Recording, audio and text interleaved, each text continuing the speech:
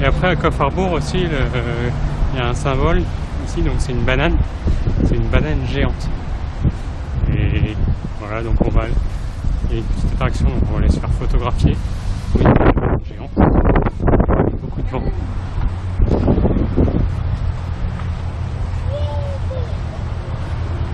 Et donc on va aller voir ça.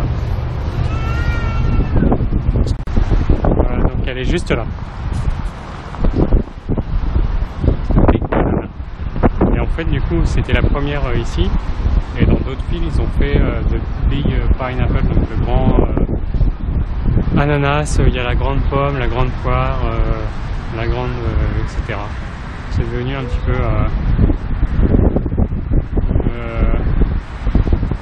Yeah. Voilà.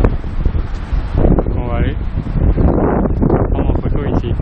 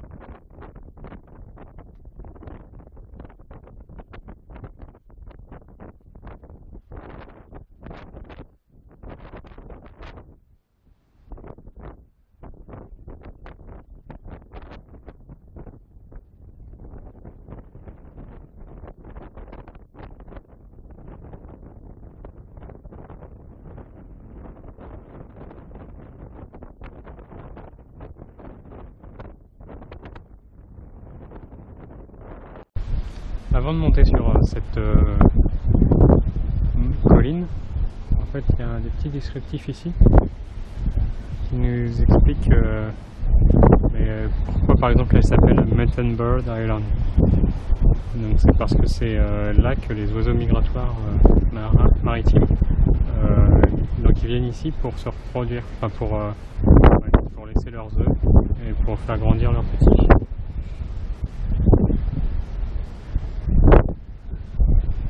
Ils expliquent aussi que c'est aussi un site aborigène et que pour eux la montagne là est sacrée. Ils ont une connexion, donc c'est le peuple qui vit ici, c'est les Gumbaynangir people, et donc ils ont une connexion avec la terre et l'eau.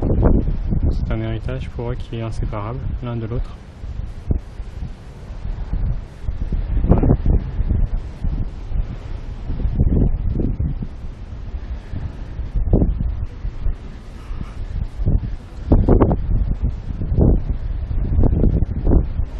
Donc ici il nous explique comment ils se reproduisent. Donc ils arrivent sur l'île, ils font un trou, ils trouvent un mâle, puis ils nettoient le trou, elle pond, ensuite elle donne à manger, puis il grossit, il sort, et puis il s'en va.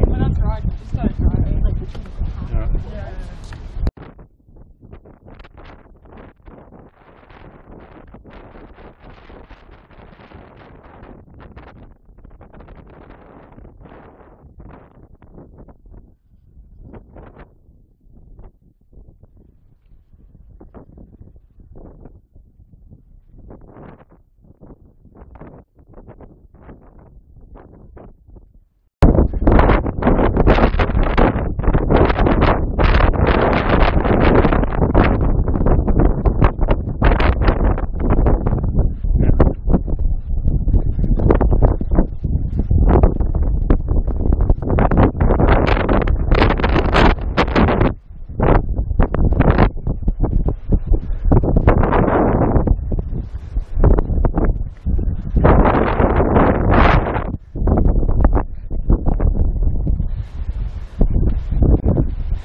Donc là par exemple c'est un trou où donc les oiseaux viennent pondre. Donc il y en a un peu partout.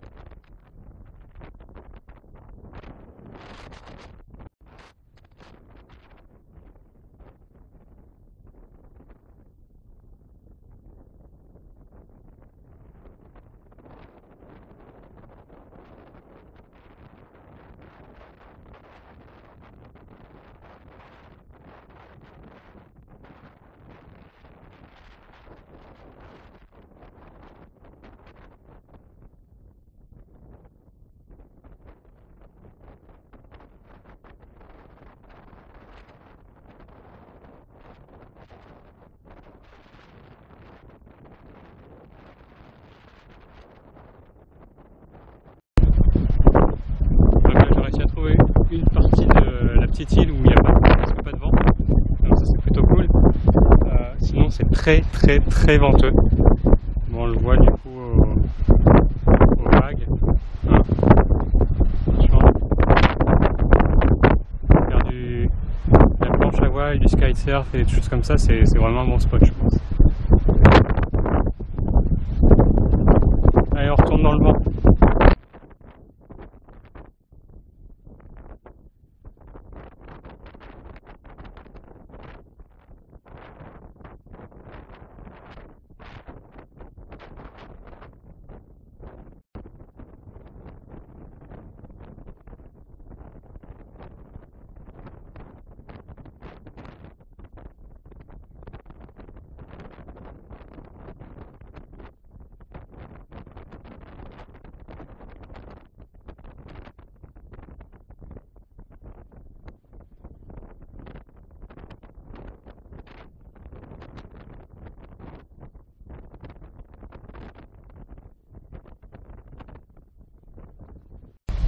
Et du coup là on est repassé par notre voiture pour boire un petit peu.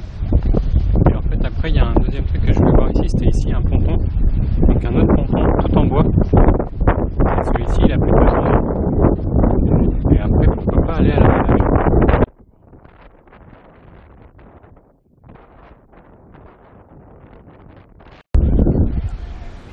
Donc voilà la jetée. Donc on va faire une petite balade dessus.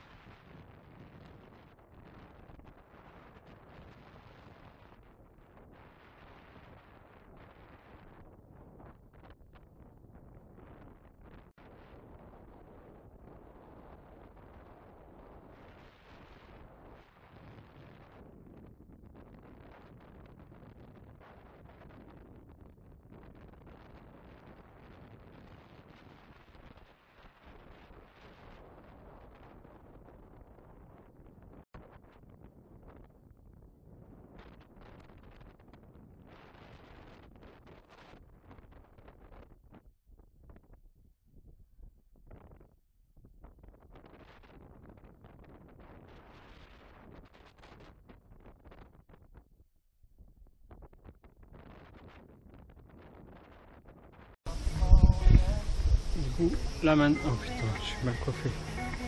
Avec tout ce vent. Voilà. Oh, c'est à peu près mieux. Là, on a changé d'endroit. On est au jardin botanique. Donc, on va aller voir ça là-bas. Donc, c'est bien parce que c'est pas mal ombragé. Donc, ça va nous faire du bien. Forcément, le jardin est en face du cimetière. Voilà. Donc, pas de plage aujourd'hui. on va voir ce qu'on va faire après. Moi j'aimerais bien rester ici cette nuit, au même endroit, et puis repartir demain matin un peu plus frais quoi. On va en discuter ensemble avec le gars avec qui je fais la route, on va voir ça. Donc là on va aller au jardin. Voilà, donc il est ouvert de 9h à 5h. Donc c'est gratuit.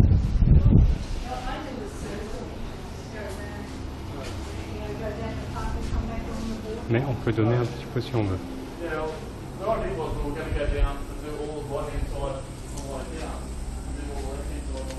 Take a mat.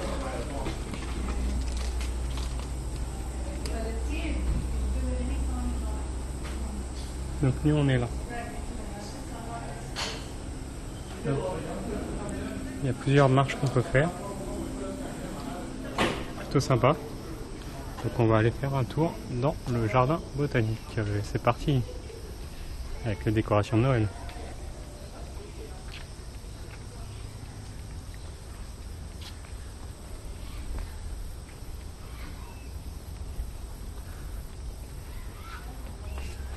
Donc on est ici.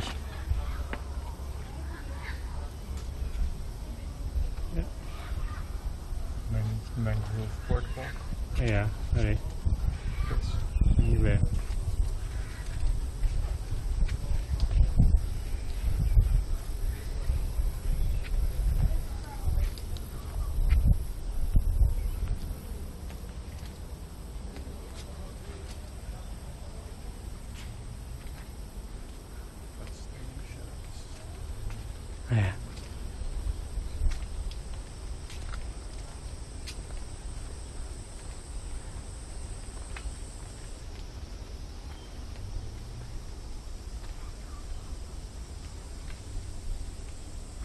Donc là on va commencer la première balade, donc c'est la Mangrove Boardwalk, donc une balade dans la mangrove. Voilà, par ici.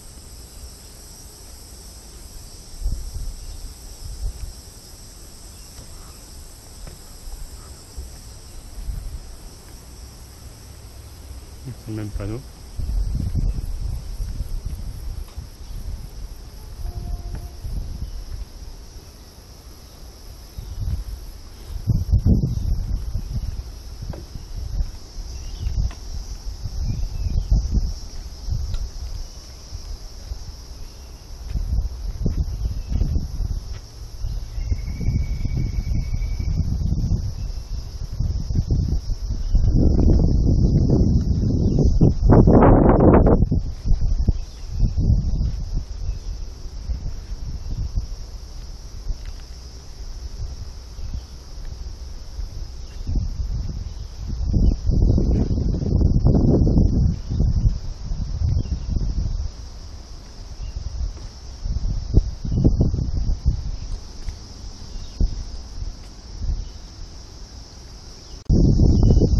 Et on arrive sur un petit promontoire, donc où on peut observer des oiseaux. Donc ça c'est les oiseaux qu'on peut observer.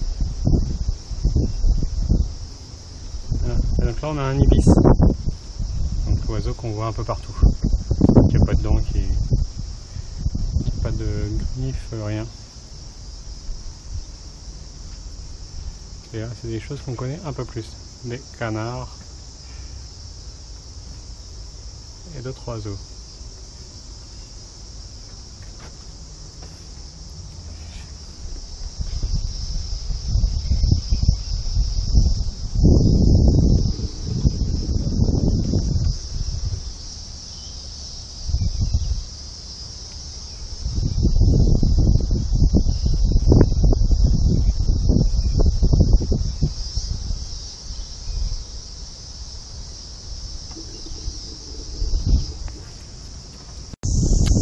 Et du coup on apprend aussi que les mangroves, donc il y a deux types de mangroves.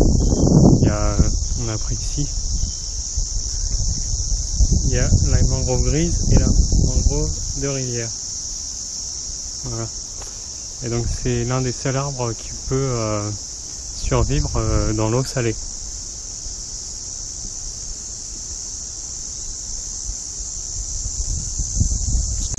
Donc après la mangrove, là on est dans une autre partie.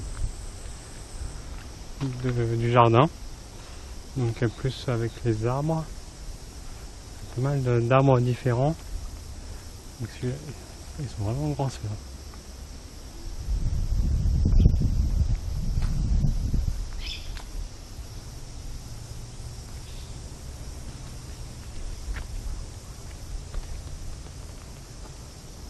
Ça c'est plus les arbres qu'on retrouve en Australie.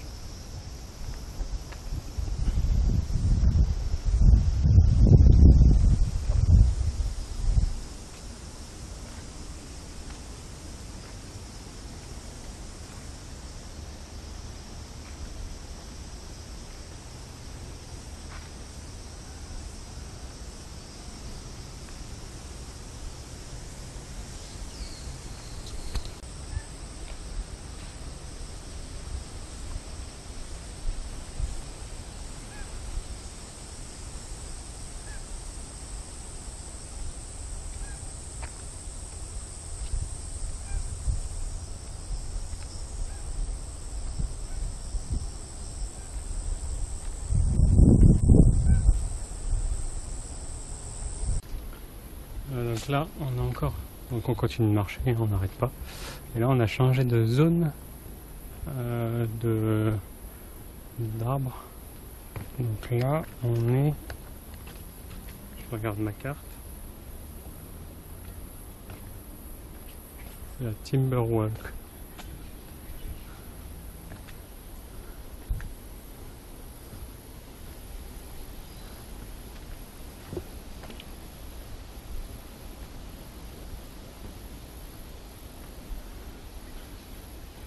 Et après on va arriver dans les arbres qui poussent en Amérique du Nord et Amérique du Sud. Et j'ai vu qu'il y avait aussi un jardin japonais. Donc j'aimerais bien aller voir un tour pour voir à quoi ça ressemble ici.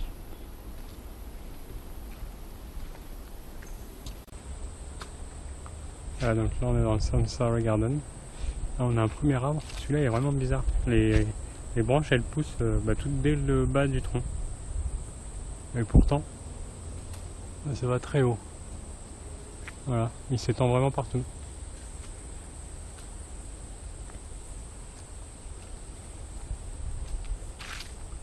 Celui-là, il n'a pas de branche par contre. Sauf tout en haut.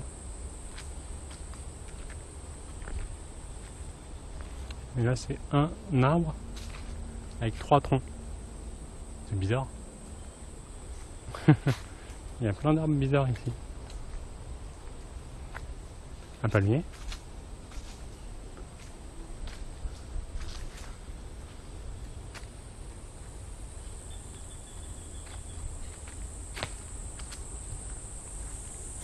Là on est dans la partie des arbres qui sont en Amérique du Sud. Il est bizarre celui-là aussi.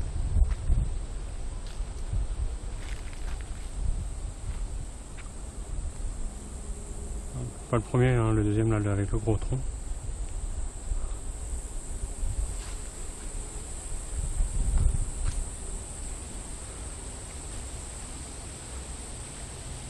Et en fait c'est un parc qui fait une vingtaine d'hectares. Donc c'est très très grand. On va passer par là.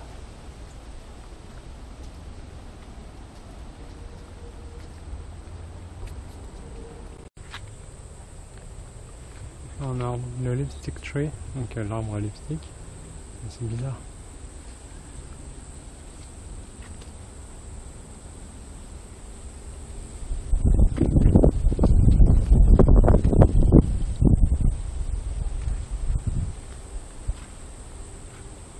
On dirait des cosses de marron, mais il n'y a pas de marron.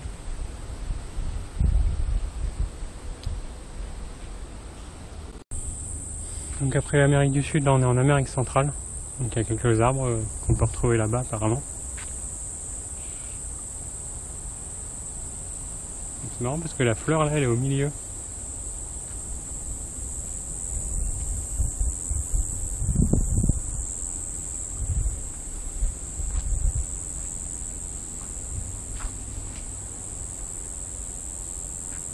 C'est aussi bizarre. Donc après l'Amérique centrale, là, il y a des arbres de Chine. Hein. Voilà, donc par exemple celui-là.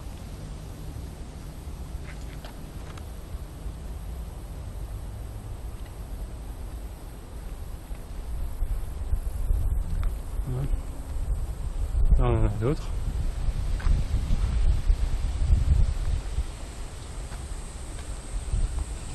Et des bambous. Par contre, le bambou n'est pas un arbre. C'est pas considéré comme un arbre.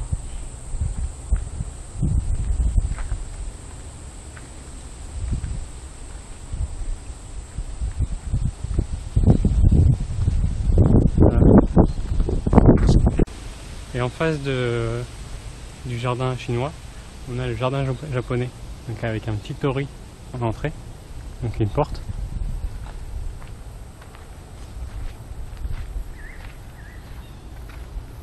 Et après, on va aller voir plus loin ce qui se passe. Ah, bah, ça ressemble un peu. Bon, la végétation, c'est pas encore gagné.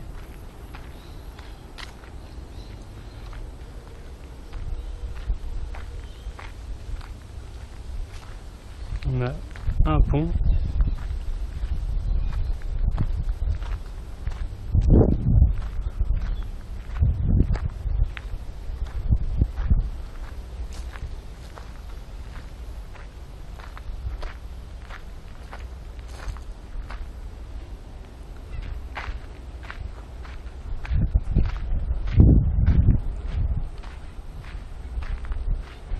Bon, je sais pas si on peut vraiment appeler ça un jardin japonais.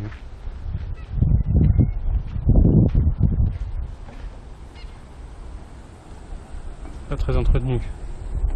Bon, il n'y a pas de car, il n'y a pas de... dégueulasse. I don't think you'll need your road trip anymore after this. Ouais. I don't think you will need your road trip anymore after this. Bon, du coup, en fait, je pense que c'est pas la bonne saison. Parce qu'en fait, on peut voir ça. Donc, des camélias, des bambous, pas des bambous, des bonsaïs. Des cèdres japonais. D'autres arbres.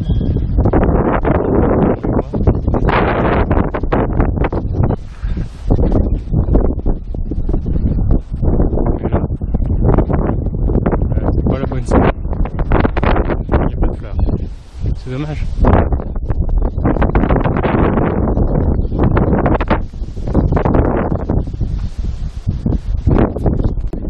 Là du coup on a trouvé un autre arbre ici avec plein de fruits accrochés.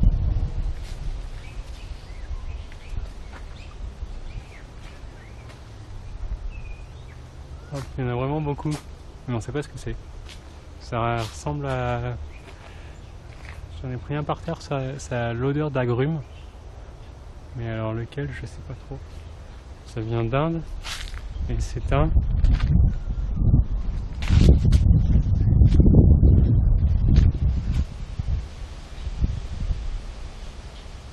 Dileniaceae, des pommes d'éléphant. Donc les éléphants les aiment, les monkeys, les singes aussi, et les humains en font de la confiture, des currys, des chutneys.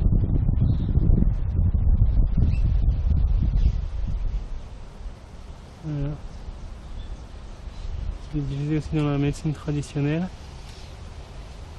contre les inflammations. Voilà.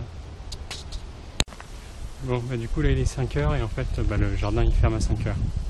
Donc on a dû finir un peu plus, on a dû se presser à la fin pour voir ce qu'on voulait voir. Du coup là on retourne à notre maison, hein, voilà. On va aller faire quelques courses parce que du coup on n'a plus grand chose à manger pour ce soir. Et donc j'ai proposé au gars avec qui je fais le voyage de retourner à notre camping où on était. D'une part parce qu'il y a de l'électricité et aussi pour regarder comment on s'organise pour aller jusqu'à Cairns. Voilà.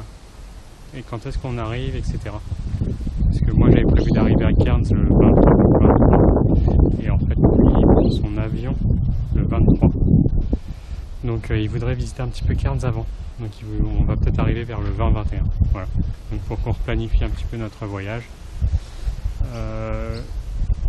Et du coup là on va aller faire les courses.